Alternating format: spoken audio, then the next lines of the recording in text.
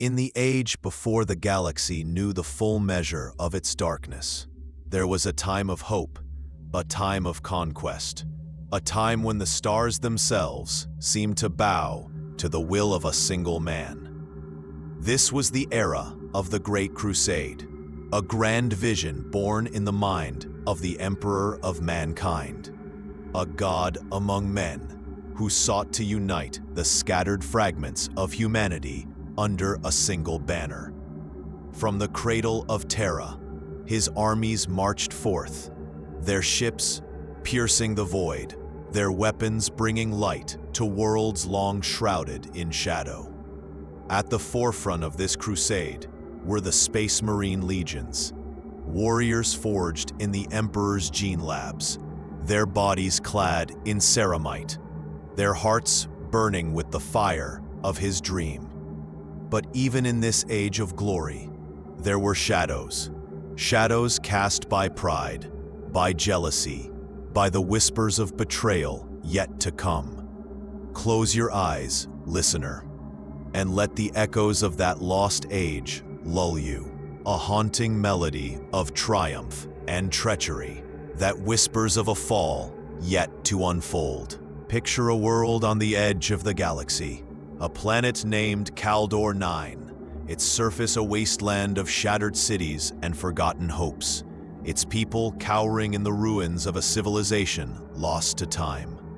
The sky above is a storm of fire and thunder, the air split by the roar of drop pods as the Emperor's sons descend to bring this world into compliance.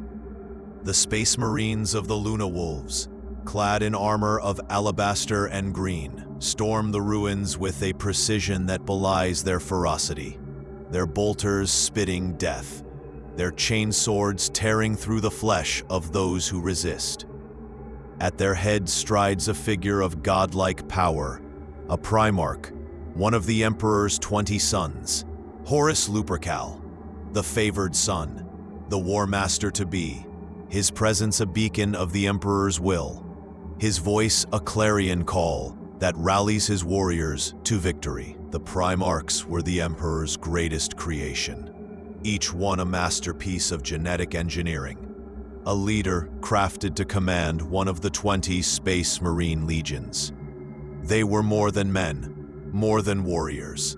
They were demigods, their bodies towering over their gene sons, their minds sharp with intellect and ambition.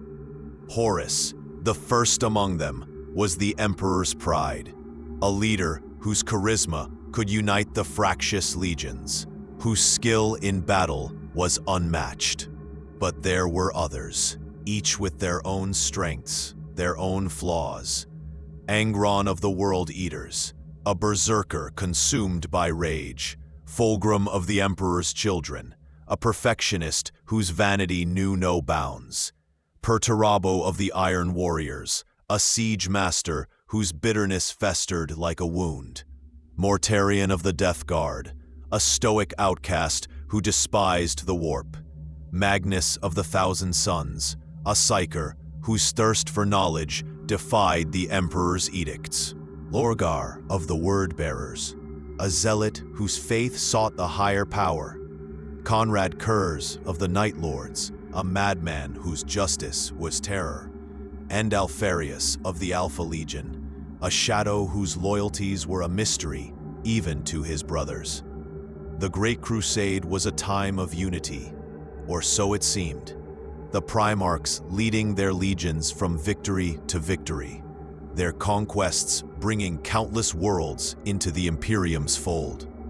On Kaldor 9, the Luna Wolves secure the planet in a matter of days, their victory a testament to Horus's leadership, their banner raised above the ruins as the survivors kneel in submission.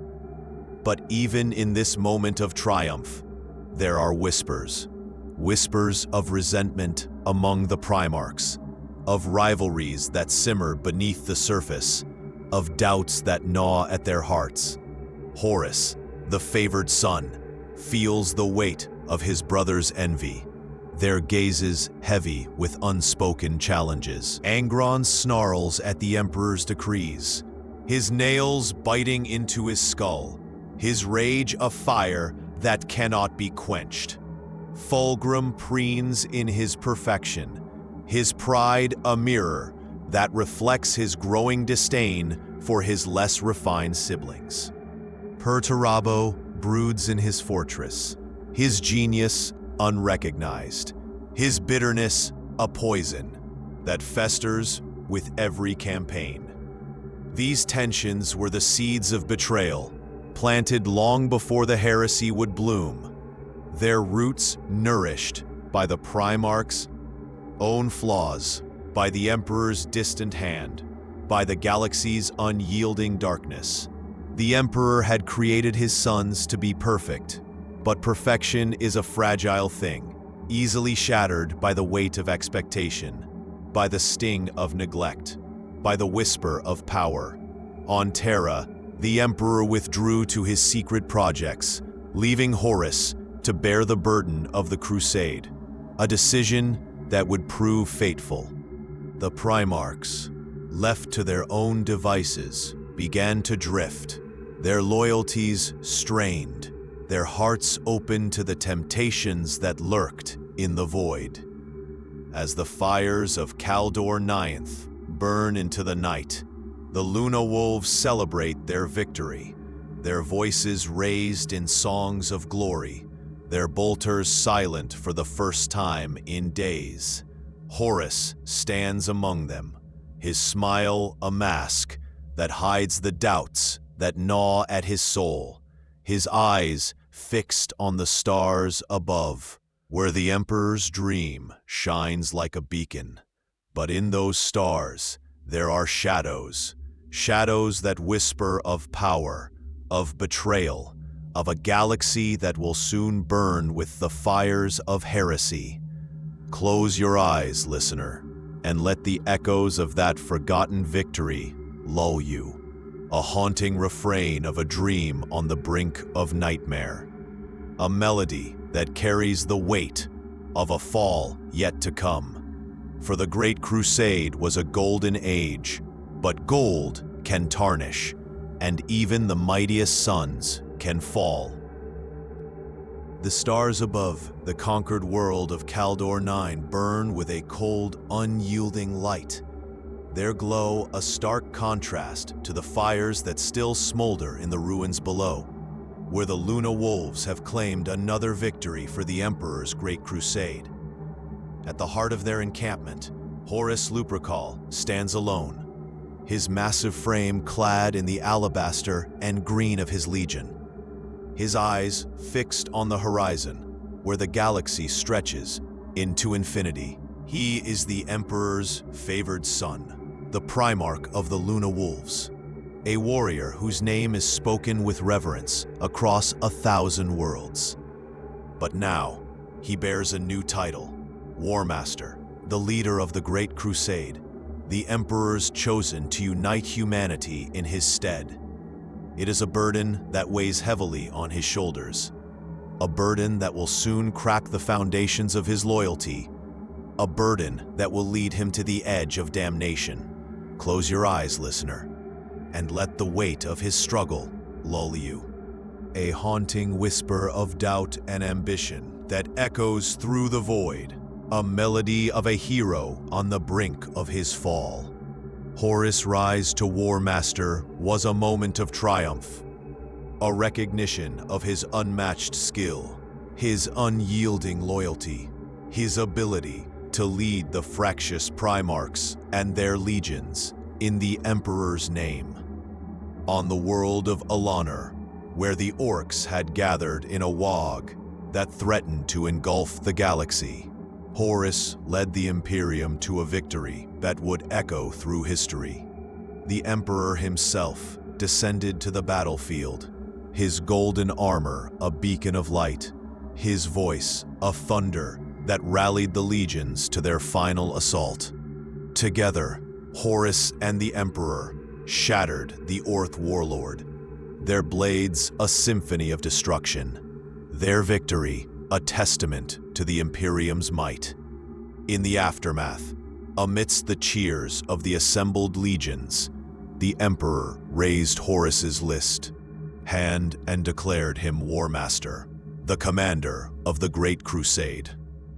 The one who would carry the Emperor's dream to the stars while he returned to Terra for a purpose he would not reveal. But beneath the glory of that moment, there was a shadow cast by the Emperor's departure, by the weight of expectation, by the whispers of resentment that Horus could feel in the gazes of his brothers. The Primarchs were a brotherhood, but they were also rivals, their pride and ambition a constant undercurrent to their unity. Horus, as War Master, bore the brunt of their envy, their doubts, their unspoken challenges. He felt the sting of Perturabo's bitterness, the Iron Warrior's Primarch, who toiled in the shadows of siege warfare, his genius unrecognized. He sensed the quiet disdain of Mortarion, the Death Guard's stoic leader, who resented the Emperor's growing reliance on Psykers. He heard the zealous sermon, and he felt the weight of his own doubts. Doubts that grew with every campaign. Doubts that the Emperor's absence only deepened. The Emperor's withdrawal to Terra was a mystery that gnawed at Horus's heart, a wound that festered with every passing day. Why had the Emperor left? What secret project demanded his attention more than the Great Crusade, more than his sons, more than the galaxy he sought to unite?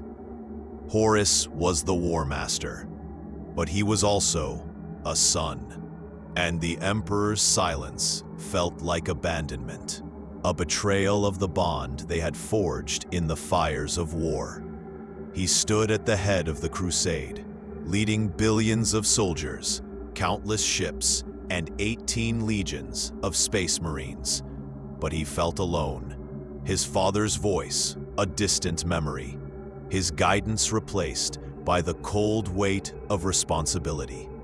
The galaxy was vast, its dangers endless, and Horus began to wonder if the Emperor's dream was worth the cost. If he, Horus, was truly worthy of the title he bore. It was on the moon of Davin, a world already brought into compliance, that these doubts would find their voice, their whispers amplified by the powers that lurked in the warp. Davin was a primitive world, its people worshippers of strange gods, their cultures steeped in rituals that the Imperium had sought to erase. But beneath its surface, the taint of chaos lingered, a corruption that had taken root long before the Great Crusade. Horus arrived on Davin to quell a rebellion led by the planet's governor, a man named Yugen Temba, who had turned against the Imperium, his mind twisted by the whispers of the warp. The Luna Wolves descended in force, their bolters roaring as they cut through the traitor's forces, their advance unstoppable. But Horus, ever the leader, sought to end the rebellion himself, confronting Temba in the heart of a ruined temple, its walls scrawled with sigils that pulsed with an unholy light. The battle was swift but brutal, Temba wielding a blade that shimmered with warp energy, a weapon gifted by the Chaos Gods, its edge capable of wounding even a Primarch.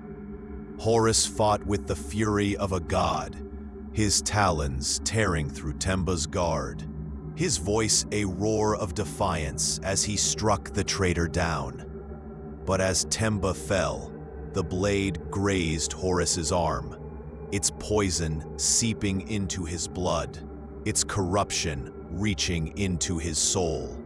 He collapsed, his vision darkening, his mind assaulted by visions of a galaxy in flames, of a throne of gold shattered, of a voice that whispered promises of power, of glory, of a future where he, Horus would be the master of all. The Chaos Gods had found their champion, their whispers a siren's call that preyed on Horus's doubts, his pride, his ambition, a call that he could not resist. As Horus lay wounded on Davin, his sons gathered around him, their faces pale with fear, their voices a chorus of desperation as they called for aid. The War Master's body was carried to his flagship, the Vengeful Spirit, where his apothecaries fought to save him, their efforts futile against the warp's poison. But in the darkness of his mind, Horus walked a different path, a path shown to him by the Chaos Gods, a path that would lead him to betray his father, his brothers, his very humanity. The War Master's burden had become his breaking point, the Emperor's dream of fading light in the shadow of his fall. Close your eyes, listener, and let the echoes of his struggle lull you, a haunting refrain of loyalty and betrayal, a melody that carries the weight of a galaxy on the brink of ruin. The Vengeful Spirit drifts through the void, its halls a labyrinth of ceramite and shadow, its crew silent as their war master, Horus Lupercal, lies wounded, his body ravaged by the warp-tainted blade of Davin. Beyond the ship's hull, the stars burn with a cold indifference, their light a mockery of the darkness that festers within the galaxy's heart. In the unseen realm of the warp, where reality bends and nightmares take form, the Chaos Gods stir, their laughter a cacophony that echoes through the immaterium. They are the ruinous powers, Khorne, Tzeentch, Nurgle, and Slaanesh, entities of malevolence and desire, their eyes fixed on the Emperor's sons, their whispers of venom that seeps into the minds of the Primarchs, turning brother against brother, loyalty into betrayal. Close your eyes, listener, and let the whispers of chaos lull you, a haunting melody of temptation and corruption that weaves through the void, a song of a galaxy on the edge of ruin. The warp is a realm of madness, a sea of raw emotion and unfettered power, where the thoughts of mortals take form, where gods are born from the darkest desires of the soul. The Chaos Gods are its masters, each one a reflection of a primal force, each one a predator that hungers for the souls of the living. Khorne, the Blood God, sits upon a throne of skulls, his roars a call to slaughter, his domain a battlefield where blood flows like rivers. Tzeentch, the Changer of Ways, weaves a web of schemes, his ever-shifting form a labyrinth of deceit, his laughter a promise of forbidden knowledge. Nurgle, the Plague Lord, festers in a garden of decay, his bloated form a monument to despair, his voice a gurgle of pestilent love. Slaanesh, the Prince of Pleasure, dances in a palace of excess, her beauty a mask for the torment she brings, her whispers a siren's call to indulgence. Together, they are the ruinous powers, united in their hatred of the Emperor, their ambition to corrupt his dream, their desire to claim his sons as their own. Horus was their first conquest, his mind weakened by the poison of Davin, his heart open to their whispers as he lay on the edge of death. In his fevered dreams, the Chaos Gods showed him a vision of the future, a future where the Emperor was worshipped as a god, where Horus and his brothers were forgotten, cast aside like broken tools. They promised him power, glory, the chance to be the master of his own destiny, to rule the galaxy as its savior rather than its servant. Tzeentch whispered of ambition, of a throne that could be his. Khorne offered the strength to crush his enemies. Nurgle promised resilience against the wounds that plagued him. Slaanesh sang of adulation, of a galaxy that would worship him as a god. Horus, the War Master, the Emperor's favored son, listened, and in his weakness, he accepted their bargain.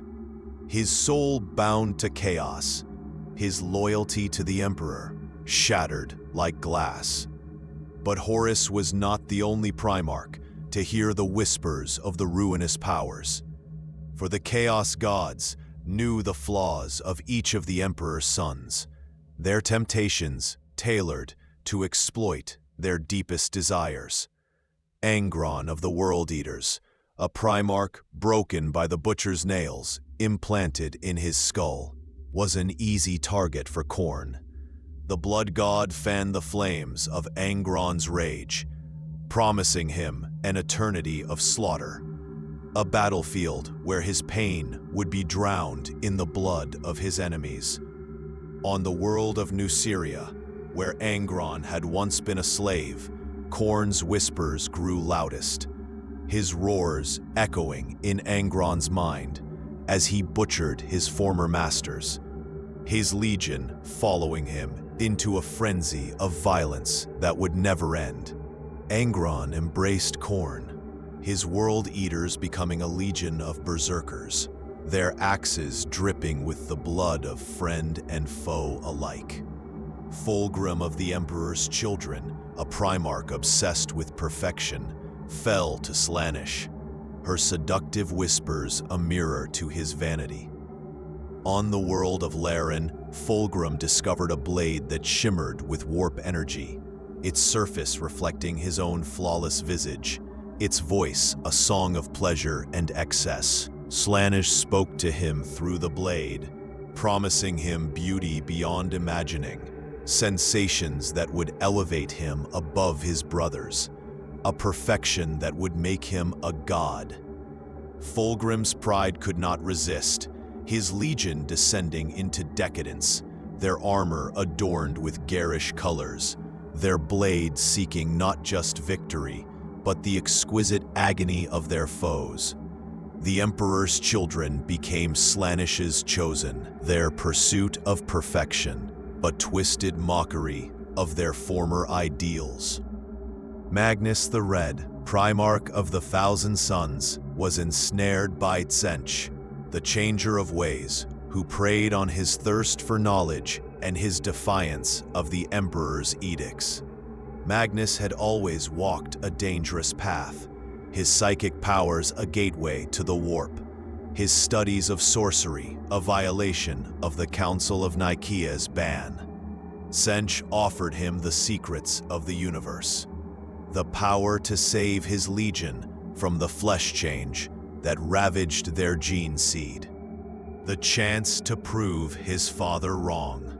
On Prospero, Magnus made a pact with Tzeentch, his soul bound to the god of change, his 1,000 sons transformed into sorcerers, their bodies racked by mutation, their minds a labyrinth of schemes and lies. Other Primarchs fell to chaos through subtler means, their flaws exploited with a precision that spoke of the gods' cunning. Mortarion, who despised the warp, was drawn to Nurgle through his endurance of suffering, the Plague Lord promising him a resilience that would free him from his pain. Perturabo's bitterness was fanned by the gods' whispers of recognition, his iron warriors turning to siege warfare in service of chaos undivided. Lorgar's zeal found a new god in chaos, his word-bearers becoming the heralds of the ruinous powers. Conrad Kurz's madness and Alfarius's duplicity made them easy prey, their Night Lords and Alpha Legion embracing the shadows of heresy. As the vengeful spirit drifts through the void, the warp's tendrils tighten their grip. The Chaos God's laughter, a storm that heralds the coming heresy. The Primarchs, once the Emperor's greatest champions, are now pawns in a game older than the stars, their souls bound to the ruinous powers, their legions poised to turn against their father. Close your eyes, listener, and let the whispers of chaos lull you, a haunting refrain of temptation and treachery, a melody that carries the weight of a galaxy about to burn. For the ruinous powers have spoken, and the Emperor's sons have listened. There fall a shadow that will darken the stars for 10,000 years. The void around the Istvan system is a graveyard of stars. Its darkness, a canvas for the fires of betrayal that will soon consume it. A prelude to the galaxy-wide inferno of the Horus Heresy. On the surface of Istvan III, a world of ash and ruin, the air is thick with the stench of death, the ground trembling with the march of space marines. Brothers who once fought as one, now divided by the War Master's treachery. Horus Lupercal, his soul bound to the Chaos Gods, has set his plan in motion. A plan to purge the Loyalists from his own ranks and those of his allied legions, to cement his rebellion against the Emperor. What begins on Istvan III will culminate on Istvan V, in a massacre that will scar the Imperium's soul, a betrayal that will echo through 10,000 years of war. Close your eyes, listener, and let the screams of Istvan lull you. A haunting dirge of loyalty and treachery, a melody of a brotherhood shattered in the fires of heresy. Horus's corruption on Davin had set the stage, but Istvan III was where his betrayal became manifest, a brutal culling that would test the loyalty of his own Luna Wolves, now renamed the Sons of Horus, and the legions of his closest allies, the Emperor's children, the World Eaters, and the Death Guard. The rebellion on Istvan III was a convenient pretext, its human population rising against the Imperium under the influence of warp-tainted cults. Horus ordered a full-scale assault, but his true intent was darker. He had identified the Loyalists within his ranks, those Space Marines whose devotion to the Emperor would not waver, and he intended to purge them in a single, devastating strike. The orders were given. Virus bombs, weapons of apocalyptic power, would be unleashed upon Istvan III, their payloads designed to melt flesh and metal alike, to leave nothing but a lifeless husk in their wake. The Loyalists, unaware of the betrayal, descended to the planet's surface, their drop pods screaming through the atmosphere, their boots hitting the ground with the precision of the Emperor's finest. Among them were warriors of the Luna Wolves, led by Captain Garviel Loken, a steadfast soldier whose loyalty to the Emperor burned brighter than his allegiance to Horus. Terminators of the Emperor's children, under the command of Captain Saul Tarvitz, whose honor could not be swayed by Fulgrim's decadence. Berserkers of the World Eaters, led by Captain Erlin, who fought with a rage tempered by duty. And plague-hardened warriors of the Death Guard, under Captain Nathaniel Garrow, whose stoicism held firm against Mortarian's despair. They fought with the fury of the Emperor's angels, their bolters roaring as they cut through the cultists, their blades a symphony of righteous violence. But as the battle raged, the skies above Istvan III darkened with a new terror: virus bombs, launched from orbit on Horus's command. Their payloads hissing as they detonated, unleashing a miasma of death that swept across the planet. The Loyalists, caught in the open, watched in horror as the virus melted their brothers, their ceramite armor dissolving, their flesh liquefying in moments. Billions perished in seconds, the planet's atmosphere igniting in a firestorm that scoured the surface clean. But some survived, those in bunkers, those shielded by the Emperor's grace, those whose will to fight burned brighter than the flames. Loken, Tarvitz, Garrow, and a handful of others endured, their vox channels filled with the screams of their dying brothers, their hearts heavy with the realization of Horus's betrayal.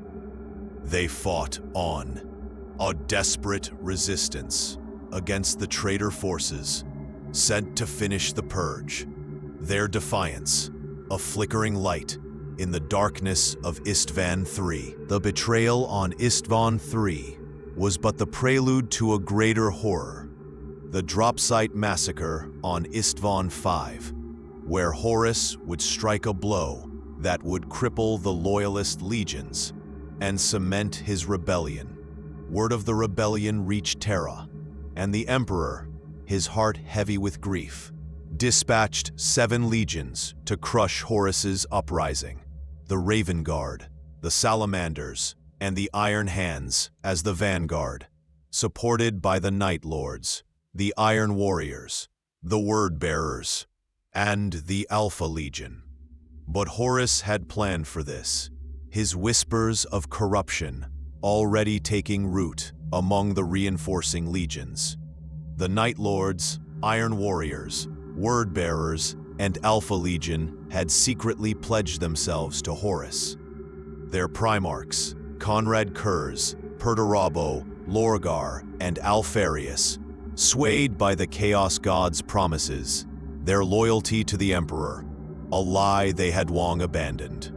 On Istvan V, the Loyalist legions, the Raven Guard under Korax, the Salamanders under Vulcan, and the Iron Hands under Theris Manus, descended to the planet's surface, their drop pods landing in a blackened desert known as the Urgal Depression, their forces arrayed for a battle they believed would end Horus's rebellion. The traitor forces met them head-on, the sons of Horus, Emperor's children, World Eaters, and Death Guard clashing with the Loyalists in a storm of bolter fire and chainsword roars. Theris Manus led the charge, his hammer forge breakers swinging with the fury of a Primarch betrayed, his iron hands cutting a bloody path toward Horus's lines. But as the battle reached its peak, the trap was sprung. The Night Lords, Iron Warriors, Word Bearers, and Alpha Legion turned on their loyalist brothers, their weapons blazing as they struck from the rear, their betrayal a dagger in the Imperium's heart. The drop site massacre was a slaughter. The loyalist legions caught between 2 traitor forces, their formations shattered, their warriors cut down in a hail of fire.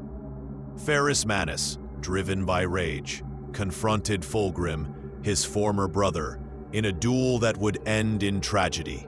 Fulgrim, wielding the Daemon Blade from Laren, struck down Theris, his head severed, his body left to rot in the ash of Istvan V. Korax and Vulcan fought to rally their legions, their voices a desperate cry amidst the chaos, but the tide was against them. The Raven Guard and Salamanders were decimated, their survivors fleeing into the wastes, their Primarchs wounded but alive, their hearts heavy with the weight of defeat. The Iron Hands, leaderless, were scattered, their fury a hollow thing against the traitor's might. As the fires of Istvan V burn into the night, the traitor legions stand triumphant, their banners raised above a field of corpses, their laughter a chilling echo of the Chaos God's glee.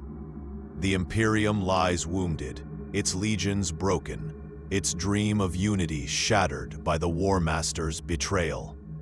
Close your eyes, listener, and let the screams of Istvan lull you, a haunting dirge of brotherhood and betrayal, a melody that carries the weight of a galaxy at war. For the Horus Heresy has begun, and the traitor legions march toward Terra, their path paved with the blood of their brothers, their souls bound to the darkness of chaos. The ashes of Istvan V settle over a battlefield strewn with the bodies of the fallen. The air heavy with the stench of betrayal. The echoes of bolter fire fading into a silence that speaks of a galaxy forever changed. The Traitor Legions stand triumphant, their banners raised above the carnage.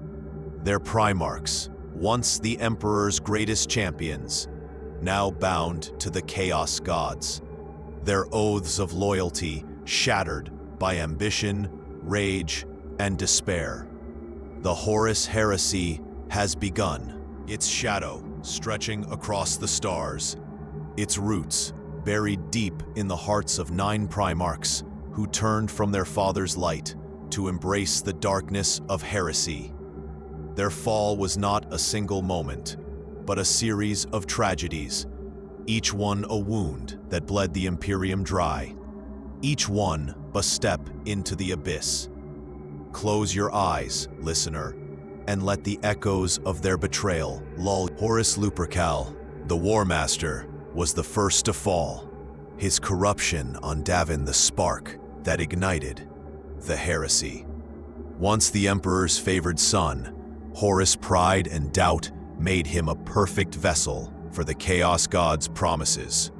In the fevered visions of his near death, he saw a future where the Emperor was worshipped as a god, his sons forgotten, and the Chaos Gods offered him a different path: power, glory, the chance to be the galaxy's master. Horus accepted, his soul bound to chaos undivided. His sons of Horus transformed into a legion of traitors, their alabaster armor stained with the blood of their loyalist brothers on Istvan III.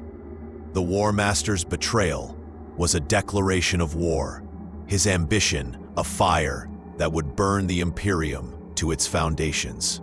Angron of the World Eaters fell to Khorne, the Blood God, his rage a flame that had burned since his days as a slave on Nuceria. The Butcher's nails, implanted in his skull by his captors, drove him to madness. Their pain, a constant torment that the Emperor could not or would not remove. Khorne whispered to Angron on the eve of a great battle, promising him an eternity of slaughter, a release from his pain through the blood of his enemies. Angron embraced the Blood God, his pivotal moment coming when he led his legion in a massacre of Nuceria's population, their screams a hymn to Khorne, their blood a baptism that turned the World Eaters into berserkers, their axes forever stained with the crimson of betrayal. Angron of the World Eaters fell to Khorne, the Blood God, his rage a flame that had burned since his days as a slave on Nuceria. The Butcher's nails, implanted in his skull by his captors, drove him to madness, their pain a constant torment that the Emperor could not or would not remove. Khorne whispered to Angron on the eve of a great battle, promising him an eternity of slaughter, a release from his pain through the blood of his enemies. Angron embraced the Blood God, his pivotal moment coming when he led his legion in a massacre of Nuceria's population. Their screams a hymn to Khorne, their blood a baptism that turned the World Eaters into berserkers, their axes forever stained with the crimson of betrayal. Fulgrim of the Emperor's children succumbed to Slaanesh, the Prince of Pleasure, his vanity a mirror that reflected his fall. On the world of Laren, Fulgrim claimed a daemon blade, its surface shimmering with warp energy, its voice a seductive whisper that promised perfection beyond imagining. Slaanesh spoke through the blade, feeding Fulgrim's pride, urging him to seek sensations that would elevate him above his brothers. His pivotal moment came on Istvan V, when he struck down Ferrus Manus, his once beloved brother. The act, a surrender to Slaaneish's excess. The Emperor's children descended into decadence, their armor garish, their blades seeking not just death, but the exquisite agony of their foes, their loyalty to the Emperor replaced by worship of pleasure. Perturabo of the Iron Warriors fell to chaos undivided, his bitterness a poison that the Chaos Gods nurtured with promises of recognition. Perturabo had always been the siege master, his legion tasked with the grimmest campaigns, their victories uncelebrated, their sacrifices ignored. The Emperor's indifference and his brother's disdain drove Perturabo to resentment, and Horus offered him a chance to be seen, to be feared. His pivotal moment came on Olympia, his homeworld, when he ordered the decimation of its population for rebelling against the Imperium. Their deaths, a grim offering to chaos. Their screams, a catharsis for his rage. The Iron Warriors became a legion of bitter siege lords, their loyalty to the Emperor replaced by a cold, unyielding hatred. Mortarion of the Death Guard fell to Nurgle, the Plague Lord, his endurance of suffering a bridge to his corruption. Mortarion had always despised the warp, his hatred born from his upbringing on the toxic world of Barbarous, where he fought against sorceress overlords. But Nurgle saw Mortarion's resilience, his ability to endure, and offered him a twisted form of salvation, freedom from pain through pestilence. Mortarion's pivotal moment came during the Heresy, when he and his legion were trapped in the warp by Horus's machinations, their bodies racked by plague. In his desperation, Mortarion swore allegiance to Nurgle, his Death Guard transformed into plague-ridden monstrosities, their loyalty to the Emperor drowned in the filth of decay. Magnus the Red of the Thousand Suns fell to Tzeentch, the Changer of Ways, his thirst for knowledge a chain that bound him to heresy. Magnus had defied the Emperor's edict at the Council of Nicaea, continuing his studies of sorcery to save his legion from the flesh change. Tzeentch offered him the secrets of the warp, the power to defy his father's will, and Magnus accepted, his pivotal moment coming when he used sorcery to warn the Emperor of Horus's betrayal, inadvertently shattering Terra's psychic wards and damning himself. The Thousand Suns became a legion of sorcerers, their bodies mutated, their minds a labyrinth of Tzeentch's schemes, their loyalty to the Emperor replaced by a tragic allegiance to fate. Lorgar of the Word-Bearers fell to chaos undivided, his zeal a fire that the Chaos Gods fanned into heresy. Lorgar had always sought a god to worship, his faith in the Emperor as a deity rejected at the humiliation of Monarchia, where the Emperor forced him to kneel. Horus and the Chaos Gods offered him new gods to serve, and Lorgar's pivotal moment came when he penned the Lectitio Divinitatis of Chaos, a text that turned his legion into the heralds of the ruinous powers. The Word-Bearers became fanatics, their loyalty to the Emperor replaced by a dark crusade to spread the worship of chaos across the galaxy. Conrad Kurz of the Night Lords fell to his own madness, his twisted sense of justice a path to heresy.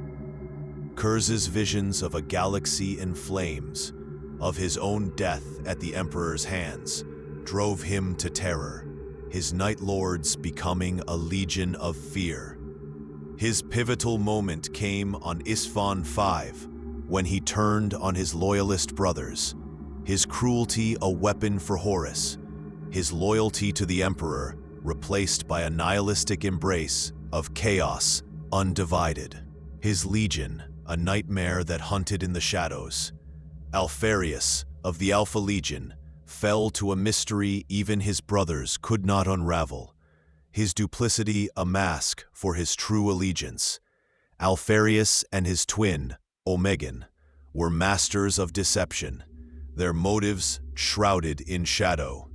The Chaos Gods, through Horus, offered them a role in a greater game, and Alpharius's pivotal moment came when he joined the Dropsite Massacre, his legion's betrayal a calculated strike.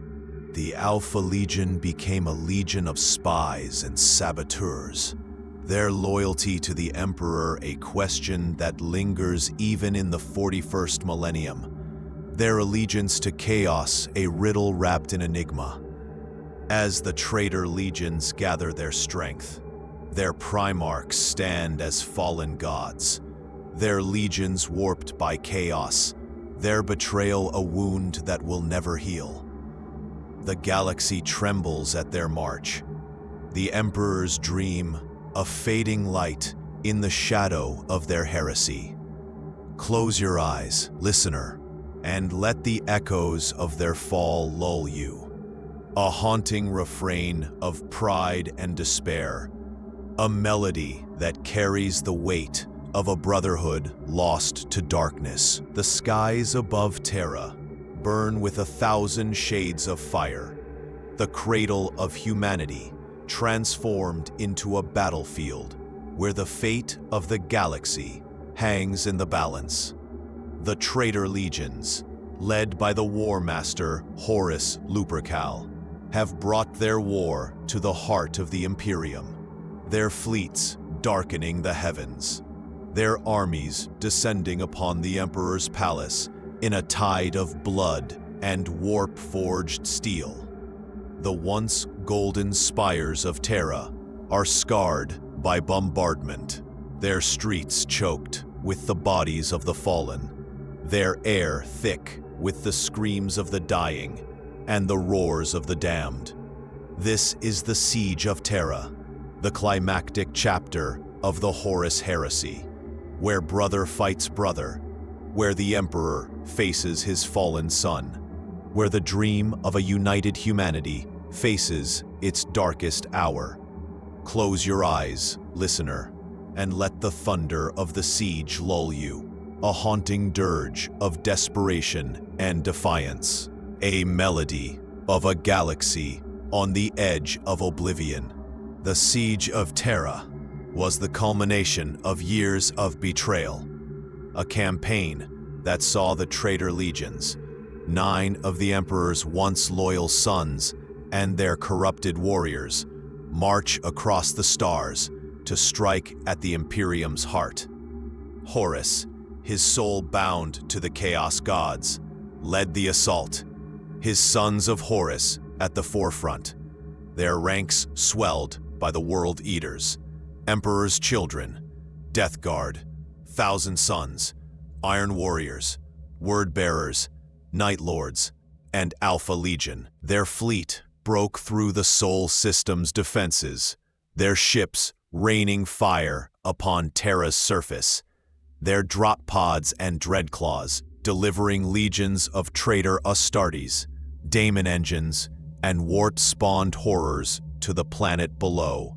The Emperor's palace, a fortress of unimaginable scale, stood as the last bastion of resistance, its walls manned by the Loyalist legions, the Imperial Fists, Blood Angels, and White Scars, alongside the Emperor's own custodies and countless mortal defenders. The battle for Terra was a maelstrom of violence, the Emperor's palace a labyrinth of war, where every corridor became a killing ground, every plaza a charnel house. The Imperial Fists, led by Primarch Rogel Dorn, fortified the palace with a precision born of duty. Their golden armor, a beacon of defiance amidst the chaos. The Blood Angels, under Sanguinius, fought with a fury tempered by nobility. Their Primarch's wings, a symbol of hope as he cut through traitor ranks with his blade.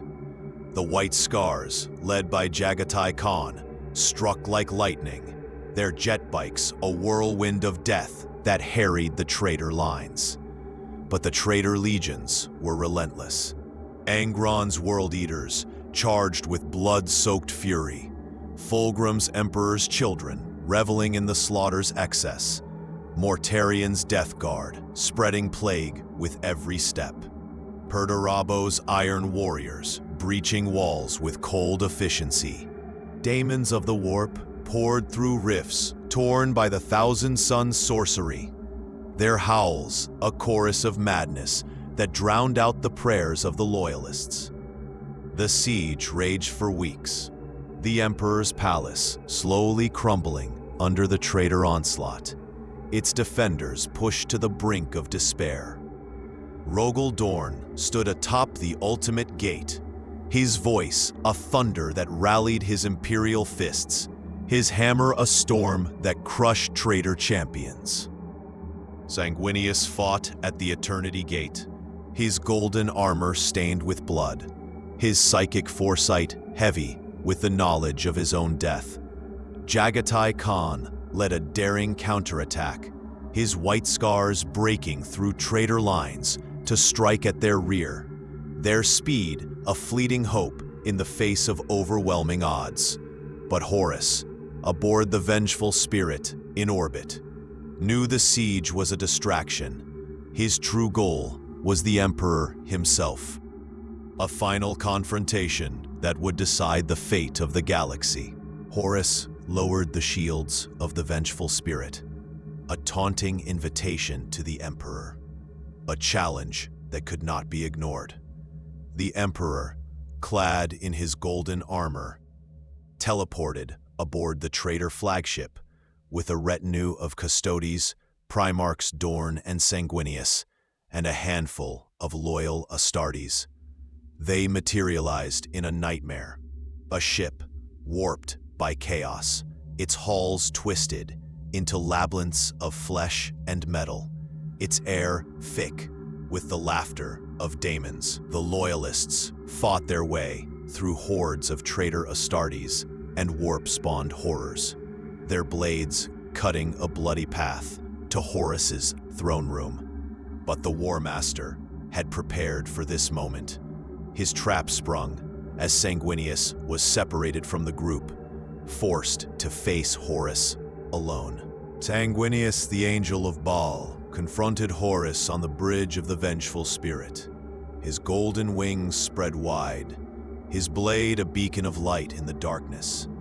Horus, his body swollen with the power of chaos undivided, his armor black as the void, laughed at his brother's defiance, his voice a mockery of their shared past. The duel was a clash of titans, Sanguinius's grace against Horus's raw power. But the War Master's corruption gave him the edge.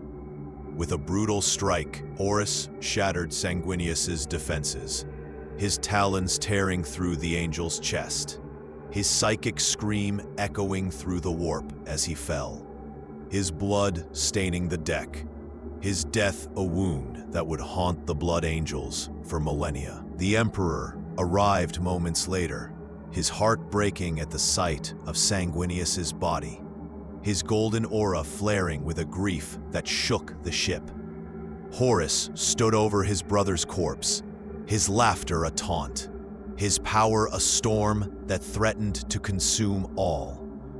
The duel between father and son was a battle of gods, the Emperor's psychic might clashing with Horus's chaos-fueled strength. Their blows a thunder that tore the vengeful spirit apart. The Emperor held back at first, his love for Horus, a chain that bound his wrath. But as Horus struck with the full might of the Chaos Gods, the Emperor saw the truth. His son was gone, his soul consumed by the ruinous powers. With a final, devastating psychic blast, the Emperor obliterated Horus's soul, erasing him from existence. But the effort left him mortally injured, his body broken, his life hanging by a thread. The Traitor Legions, sensing their War Master's death, fell into disarray, their assault on Terra faltering as the Loyalists rallied for a final stand. The Emperor was carried back to the palace, his body placed upon the Golden Throne, a life-sustaining machine that would preserve him as a living corpse, his psychic will a beacon for the Imperium. The siege of Terra was over, but the cost was unimaginable. The Emperor wounded, Sanguinius dead, the Imperium fractured, and the Traitor Legions fleeing into the void, their heresy a wound that would never heal. Close your eyes, listener, and let the echoes of that final duel lull you, a haunting refrain of love and loss, a melody that carries the weight of a galaxy forever changed by the fall of its greatest sun. The fires of Terra still smolder in the aftermath of the siege, their smoke rising like a shroud over a world scarred by betrayal, a world that will never again know the light of the Emperor's dream in its fullest glory. The Emperor sits upon the Golden Throne, his body broken, his mind a flickering beacon that holds the Imperium together through sheer will, a living corpse entombed in a machine of ancient design. The Traitor Legions, their War Master Horus slain by the Emperor's hand, are in disarray, their armies shattered, their Primarchs fleeing the wrath of the Loyalists. The Horus Heresy is over, but its echoes reverberate through the galaxy, a wound that will never heal, a scar that will shape the Imperium for 10,000 years. Close your eyes, listener, and let the echoes of this aftermath lull you. A haunting refrain of vengeance and exile, a melody of a galaxy forever changed by the fall of its suns. The Imperium, though victorious, was a fractured shadow of its former self, its worlds ravaged by the heresy, its people gripped by fear and despair. The Emperor's dream of a united humanity lay in tatters, his sons divided, 9 loyal, 9 traitor, and countless others lost in the chaos of war. The Loyalist Primarchs, Rogel Dorn, Robot Guilliman, Jagatai Khan, Korax, Vulcan, and Leman Russ, stood amidst the ruins of Terra, their hearts heavy with grief for Sanguinius, Varys Manus, and the Emperor himself. They knew that the war was not truly over, that the Traitor Legions, though defeated, still lingered, their taint a cancer that could not be allowed to spread. Thus began the Scouring, a campaign of retribution and cleansing, a purge to drive the traitors from the Imperium's worlds and ensure they could never return. The Scouring was a war of vengeance, a relentless hunt led by the Loyalist Legions and the newly formed Imperial Guard, their forces sweeping across the galaxy to root out the remnants of Horus's rebellion. On worlds where the Traitor Legions had left their mark, the Loyalists struck with a fury born of betrayal. Cities were burned, populations purged, entire planets subjected to exterminatus if the taint of chaos ran too deep. The Imperial fists, under Rogel Dorn, fortified Terra against future assaults, their golden armor a symbol of the Imperium's enduring defiance. The Ultramarines, led by Robot Guilliman, brought order to the chaos, their Codex Astartes a blueprint for the future, their campaigns a methodical purge of traitor strongholds. The Dark Angels, White Scars, Blood Angels, and others hunted down traitor warbands, their blades a storm of retribution that left no corner of the galaxy untouched. Among the Loyalists, a space marine of the Imperial Fists, Captain Sigismund, stood on the shattered world of Xana II, where the Iron Warriors had once held sway. His black armor, a mark of his new role as the Emperor's champion, gleamed with the blood of traitors.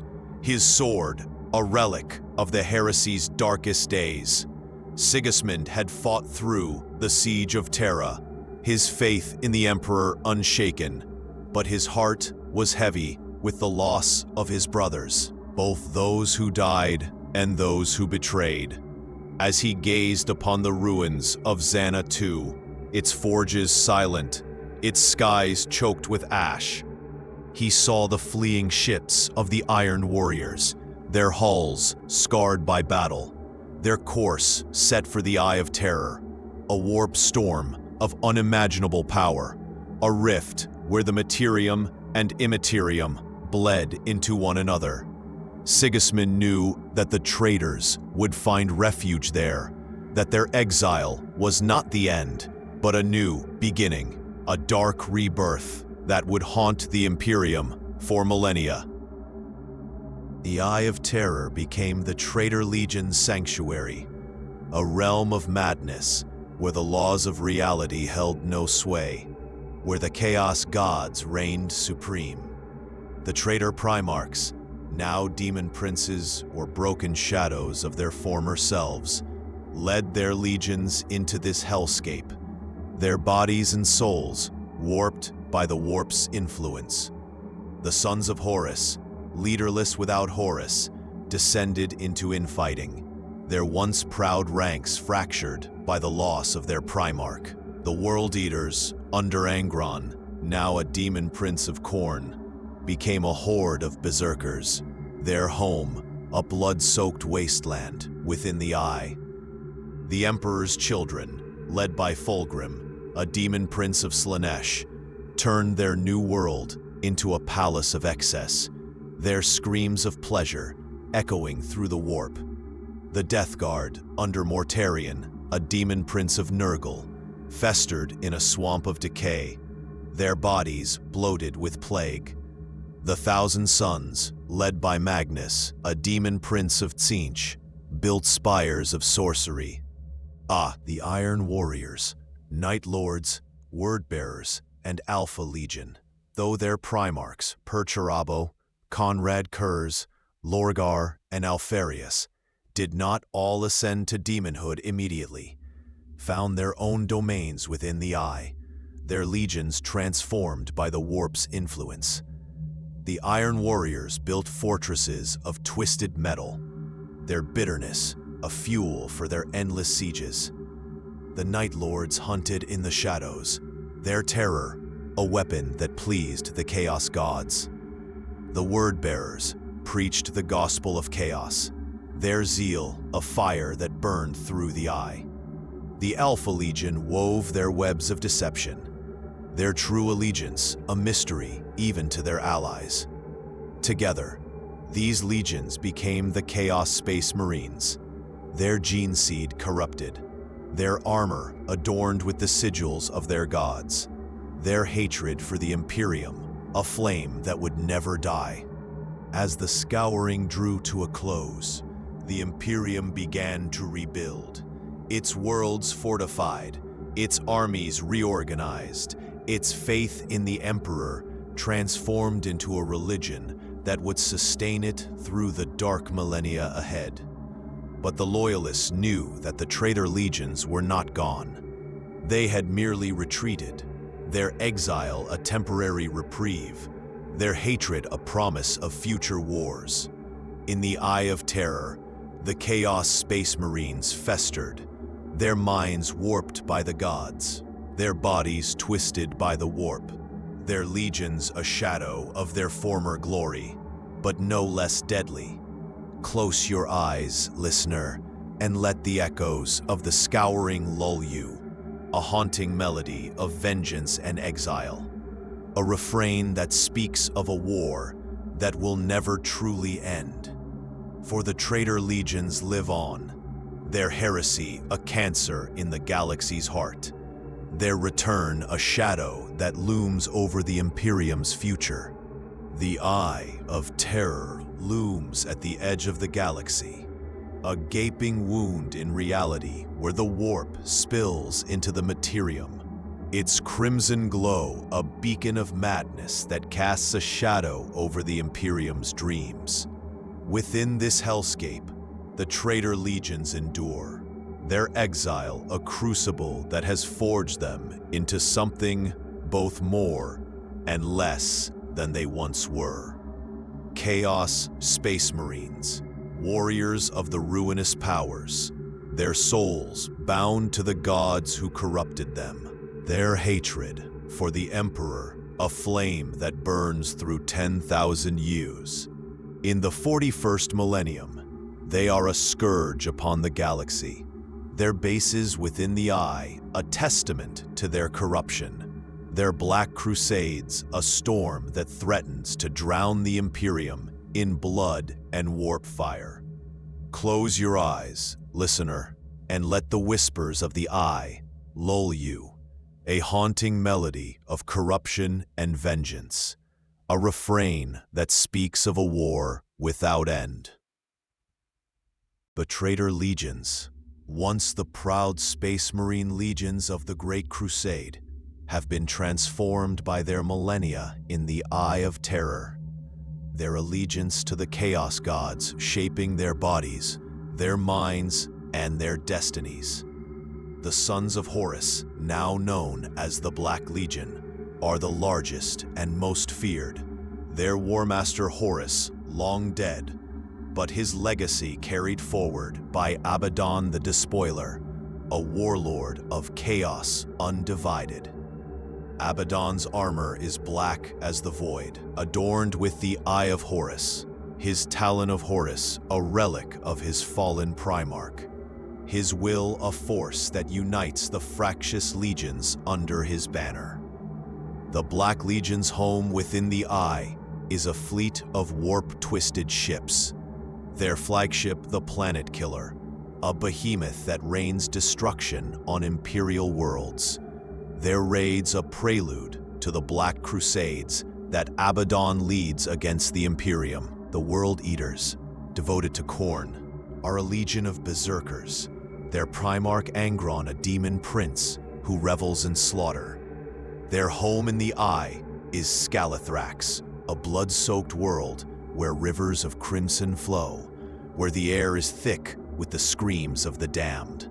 The World Eaters bear the marks of their god, their armor red as blood, their chain axes etched with runes of rage, their bodies scarred by the butcher's nails that drive them to madness. They fight in howling warbands, their only purpose to spill blood in Khorne's name. Their assaults a tidal wave of violence that drowns worlds in gore, their laughter a chilling hymn to the blood god. The Emperor's children, slaves to Slaanesh, have descended into decadence. Their Primarch Fulgrim, a daemon prince whose beauty is a mask for his cruelty. Their home in the Eye is the Palace of Slaanesh on the planet Canticle City, a warped realm of mirrors and screams, where pleasure and pain are one. Their armor is a riot of purples and golds, their weapons sonic blasters that shatter bodies with sound, their faces twisted into masks of ecstasy. The Emperor's children seek the ultimate sensation, their warbands raiding Imperial worlds for slaves to fuel their depravity. Their battles, a perverse dance that leaves their enemies broken in body and soul. The Death Guard, sworn to Nurgle, fester in decay. Their Primarch Mortarion, a daemon prince whose pestilent form spreads plague wherever he treads. Their home in the Eye is the Plague Planet, a swamp of rot where flies buzz and diseases bloom, where the air itself is a miasma of death. Their armor is a sickly green, bloated with corruption, their bolters firing plague-ridden shells, their bodies immune to pain as they march through hails of fire. The Death Guard bring Nurgle's gifts to the galaxy, their warbands spreading contagion on Imperial worlds. their laughter a gurgle that promises despair, their presence a blight that chokes the life from entire systems. The Thousand Suns, bound to Tzeentch, are sorcerers of unmatched power. Their Primarch Magnus the Red, a daemon prince whose one eye sees the threads of fate. Their home in the Eye is the planet of the sorcerers, a realm of shifting spires and warp fire, where time bends and reality unravels. Their armor is blue and gold, their ranks filled with rubric marines, souls bound to their armor by Magnus's sorcery, their bodies dust, their minds a whisper of Tzeentch's will. The Thousand Suns wield the warp as a weapon, their warbands striking with psychic might, their schemes a web that ensnares entire sectors, their laughter a riddle that echoes through the immaterium. The Iron Warriors, Night Lords, Word-Bearers, and Alpha Legion serve chaos in their own ways. Their Primarchs, Perturabo, Conrad Kurz, Lorgar, and Alfarius, leading them into the 41st Millennium with varying degrees of allegiance. The Iron Warriors, under Perturabo, a daemon prince of chaos undivided, build fortresses of twisted metal on worlds like Medrengard. Their sieges a cold, relentless grind that crushes Imperial defenses. The Night Lords, leaderless after Kurz's death, haunt the shadows of the Eye, their terror tactics a weapon that sows fear across the galaxy. The Word-Bearers, led by Lorgar, a daemon prince of chaos undivided, preach the gospel of chaos from their cathedral world of Sikaris, their faith a fire that burns through Imperial worlds. The Alpha Legion, their Primarch Alfarius's fate unknown, operate from hidden bases, their schemes a mystery that undermines the Imperium from within. The Chaos Space Marines' war against the Imperium is unending. Their Black Crusades, 13 in total by the 41st Millennium, a testament to their hatred.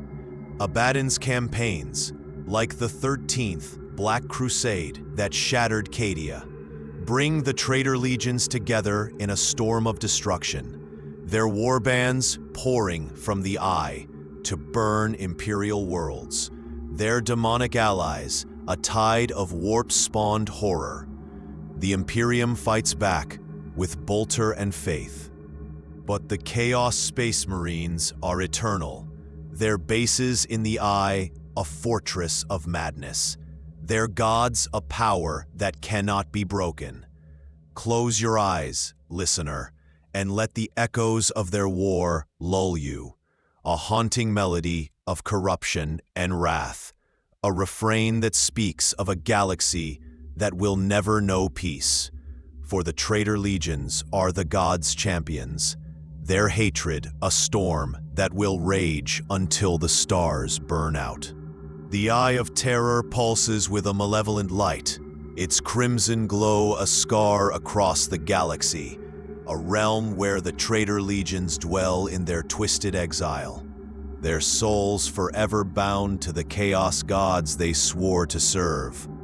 The 41st Millennium is a dark age, a time of endless war, where the Imperium clings to survival, its worlds haunted by the shadow of the Chaos Space Marines, the fallen sons of the Emperor, once his greatest champions, now his most bitter enemies. But their heresy has come at a terrible cost, a price paid in body and soul, a price that has turned Primarchs into daemon princes and their legions into fractured remnants of their former glory.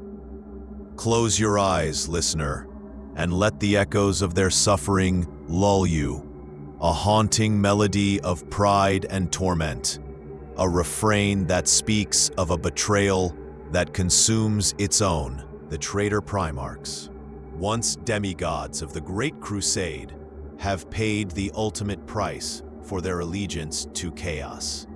Their ascension to daemonhood a curse as much as a reward. Horus Lupercal, the War Master, was the first to fall. his body and soul obliterated by the Emperor during their duel aboard the Vengeful Spirit.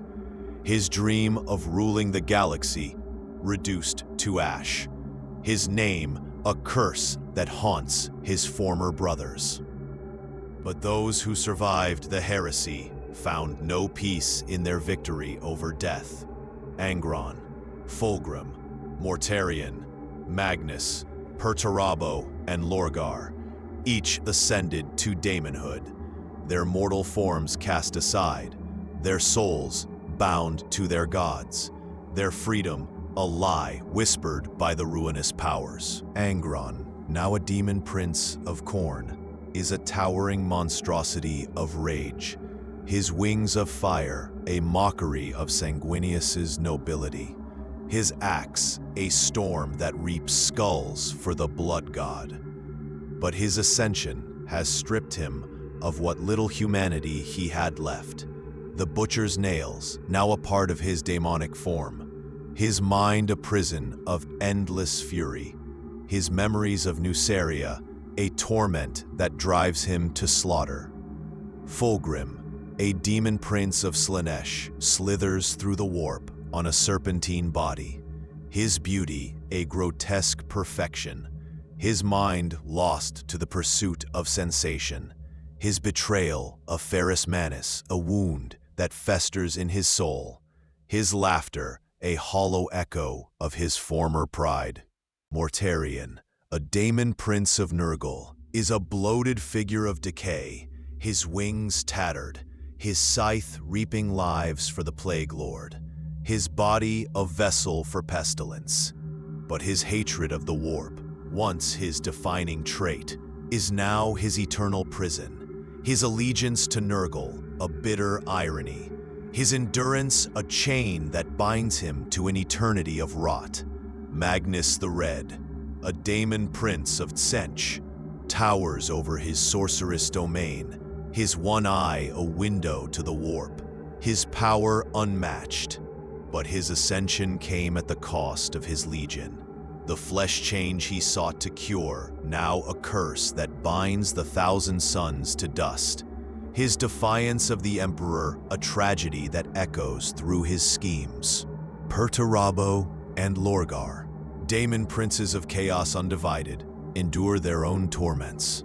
Perturabo, a cold machine of war, his bitterness now a fortress that isolates him, his iron warriors a reflection of his unyielding resentment, his ascension a hollow victory that offers no recognition. Lorgar, a zealot whose faith once burned for the Emperor, now preaches the gospel of chaos, his golden form a mockery of his former ideals, his word-bearers a legion of fanatics. But his soul is a battlefield, torn between devotion and doubt, his betrayal of the Emperor a wound that will never heal. Conrad Kurz and Alfarius escaped demonhood, but their fates were no less grim. Kurz, the Night Haunter, was slain by an Imperial assassin, his death a fulfillment of his own visions. His Night Lords left leaderless, their terror a legacy of his madness, their brotherhood shattered by his nihilism. Alfarius, or perhaps Omegon, fell to the hands of a loyalist Primarch, his true fate a mystery, his Alpha Legion a fractured web of deceit, their allegiance to chaos a question that lingers, their unity lost in the shadows of their own schemes. The Chaos Space Marines, the rank-and-file warriors of the Traitor Legions, bear their own scars, their bodies twisted by the warp, their minds warped by the gods. On the Plague Planet, a Death Guard Marine, Brother Pestis, stands amidst a swamp of decay, his armor bloated with rot, his bolter a bringer of Nurgle's gifts. Once a proud warrior of the Great Crusade, Pestis remembers the fields of Terra, the brotherhood of his legion, the Emperor's light. But those memories are a torment, drowned by the gurgle of Nurgle's laughter, his body a prison of pestilence, his soul a festering wound. He revels in the power Nurgle grants him, the resilience that lets him march through hails of fire.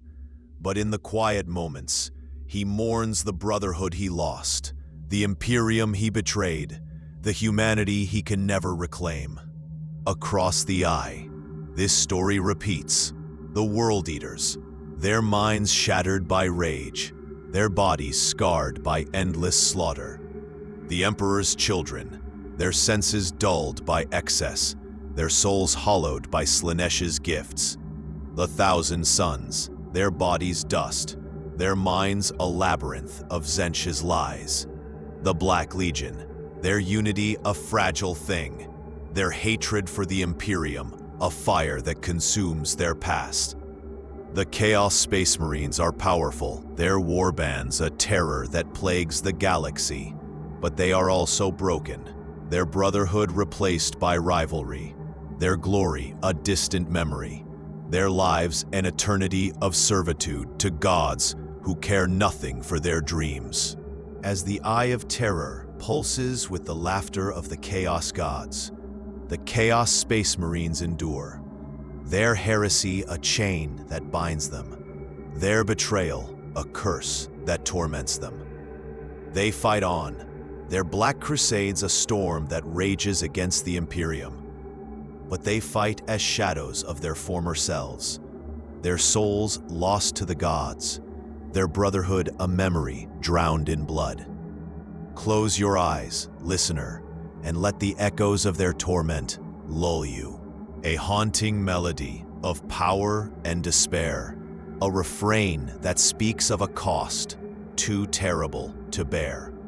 For the Traitor Legions have gained the power of chaos, but they have lost everything that made them human. The Eye of Terror casts its crimson glow across the galaxy, a wound that will never heal, a reminder of the betrayal that shattered the Emperor's dream 10,000 years ago. Within its depths, the Chaos Space Marines endure. The Traitor Legions, once the Emperor's greatest champions, now his most relentless foes. Their souls bound to the Chaos Gods, their hatred a fire that burns through the millennia. The Horus Heresy may have ended, but its legacy is a war without end, a cycle of violence that pits loyalty against heresy, light against darkness, hope against despair. On a distant Imperial world, the Traitor Legions strike once more, their assault a testament to their eternal struggle, a storm that will rage until the stars themselves burn out. Close your eyes, listener, and let the echoes of this eternal war lull you. A haunting lullaby of betrayal and wrath, a melody that speaks of a galaxy that will never know peace. On the hive world of Calvaris Prime, the sky darkens with the shadow of a chaos fleet, its ships warped by the Eye of Terror's touch, their hulls adorned with the sigils of the ruinous powers. The fleet is led by a warband of the Black Legion, their black and gold armor gleaming with the promise of destruction. Their leader a Chaos Lord named Varkus the Reaver, a warrior who once fought under Horus's banner during the Heresy. Varkus stands on the bridge of his flagship, the Soul Reaper, his talon of Horus crackling with warp energy, his eyes fixed on the planet below, where the Imperium's defenders muster in desperation. The Black Legion is joined by warbands from the World Eaters, their chain axes roaring for blood, and the Emperor's children, their sonic weapons a scream of excess, their unity a fragile thing held together by Abaddon's will, and their shared hatred for the Emperor. The assault begins with a rain of fire, the fleet's lance batteries tearing through Calvaris Prime's orbital defenses, their explosions a prelude to the chaos that follows. Dreadclaws and drop pods scream through the atmosphere, their payloads delivering Chaos Space Marines to the planet's surface, their boots shaking the Earth as they land amidst the spires of Hive Tertius. The Imperial Guard, bolstered by a company of Ultramarines, fight with a courage born of faith. Their lasguns a flickering light against the darkness, their tanks rumbling through the streets to meet the traitor advance. But the Chaos Space Marines are a storm of violence. Varkus leads his Black Legionnaires with a cold fury, his bolter spitting death, his talon rending through ultramarine armor with a savagery that echoes Horus's own wrath. The World Eaters charge with a howl, their axes a whirlwind of blood, while the Emperor's children dance through the carnage, their laughter a chilling counterpoint to the screams of the dying. The battle for Calvarus Prime is a microcosm of the eternal war that defines the 41st millennium, a war that began with Horus's betrayal and continues through the Traitor Legions' unending hatred.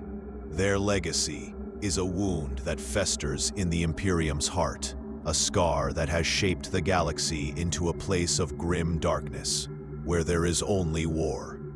The Emperor sits upon the Golden Throne, a living corpse whose psychic will holds the Imperium together. But his dream of unity is a distant memory, his sons divided, some loyal, some traitor, all scarred by the heresy. The Traitor Legions fight not for victory, but for the fight itself, their allegiance to the Chaos Gods, a chain that binds them. Their hatred for the Emperor reflect on the Traitor Legion's place in this universe, a place of chaos, of violence, of unending struggle. They are a mirror to the Imperium's own flaws, their betrayal a reflection of the pride, ambition, and despair that lurk in every human heart. The Chaos Gods watch from the warp, their laughter a thunder that drowns out the galaxy's cries, their champions a testament to their power. The Imperium fights to survive, its armies bleeding on 1,000 worlds, its faith a shield against the darkness. But the Traitor Legions are eternal, their warbands a plague that cannot be eradicated, their Black Crusades a storm that threatens to engulf all. The cycle of betrayal and violence continues, a dance of destruction that has raged for 10,000 years, a dance that will rage for 10,000 more. On Calvarus Prime, the battle rages into the night. The Hive City a battlefield of fire and blood, its spires crumbling under the weight of the traitor assault. Varkus stands amidst the carnage, his armor slick with the blood of Ultramarines, his voice a roar that rallies his warband for the final push. The Imperial defenders fight with a courage born of desperation, their prayers to the Emperor a whisper against the Chaos Space Marines' howls, their bolters a futile defiance against the tide of heresy. The Traitor Legions will win this day, as they have won countless others, their victory a fleeting thing, their war a cycle that will never end. They fight because it is all they know, their betrayal a curse that binds them, their hatred a legacy that will echo through the stars. ... The galaxy watches in silence, its world scarred by the Traitor Legion's wrath, its people haunted by the shadow of their return. The Imperium endures, its faith a flickering light, but the Chaos Space Marines are a storm that cannot be weathered, a fire that cannot be quenched, a song of heresy that will echo through the void until the last star burns out. And in that song, there is a terrible beauty, a beauty born of betrayal, of chaos, of a brotherhood that turned against itself, a beauty that speaks of an eternal war that will never cease. Close your eyes, listener, and let the echoes of their battle lull you, a final lullaby of darkness that carries you into the shadows of sleep. Picture the Chaos Space Marines on their endless crusade, their bolters raised, their voices howling, their gods laughing in the warp. In the grim darkness of the far future, there is only war, and the Traitor Legions, with their twisted glory, are its darkest champions. Sleep now, and dream of their wrath, a sound that will echo through the galaxy forever.